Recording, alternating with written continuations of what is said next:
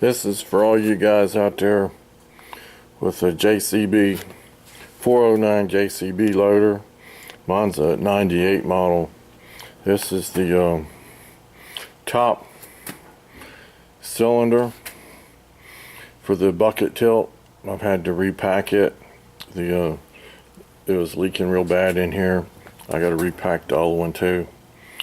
But on the back end, where the nut screws on, there's a pin that goes through, and in the cylinder there's a hole in the cylinder that this just fits right into.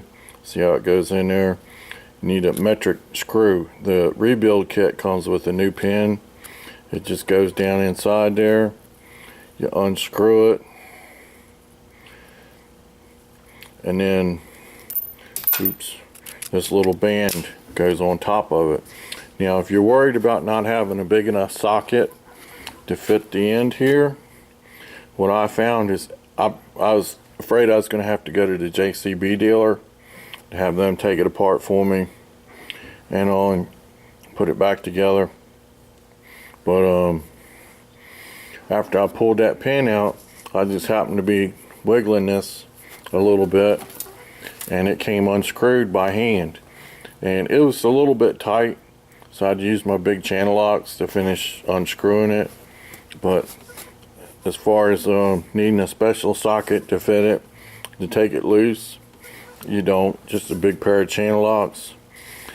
But like I said, make sure if you're going to rebuild one, before you try to unscrew it, take this one band loose right here, the wear band or whatever they call it.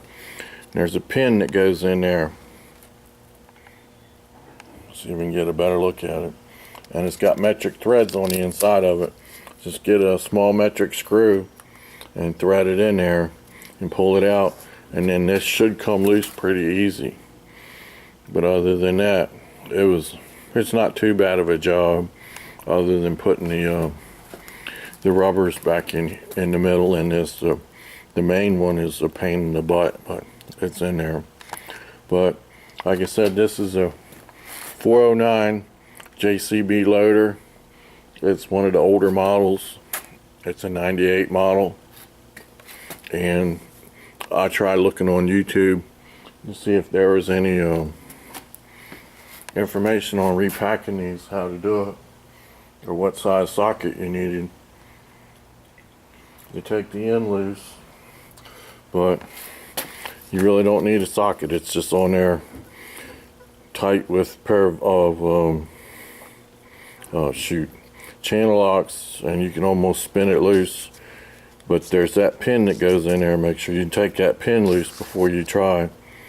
And when you put it back together, where the grooves are in the wear bands, just make sure I'd put them opposite each other.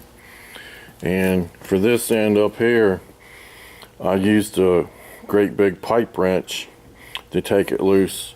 And what I did to see if I can get it close to being tight like it was, is before I took it apart, I don't know if you can see it in there or not. Let's see if I can zoom in.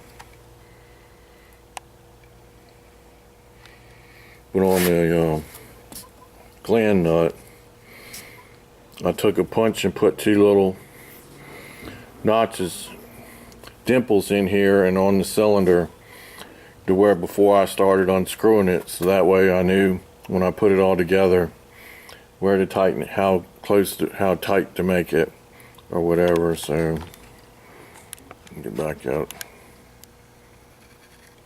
There we go.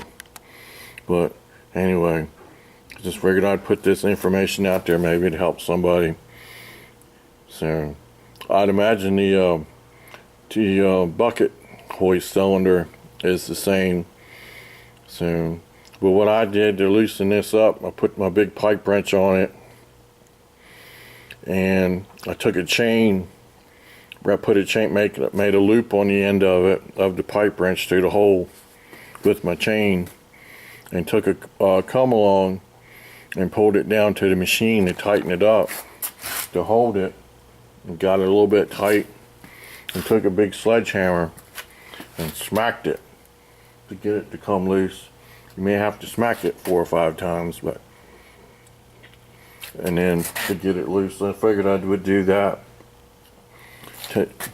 Bust the gland nut loose before I took it off the machine, because it's pretty solid in there, and I didn't know if I was going to be able to hold it or not to put it all back, to take it apart. And when I go to put it back in, after I put it back in the machine, I'll tighten the nut back up.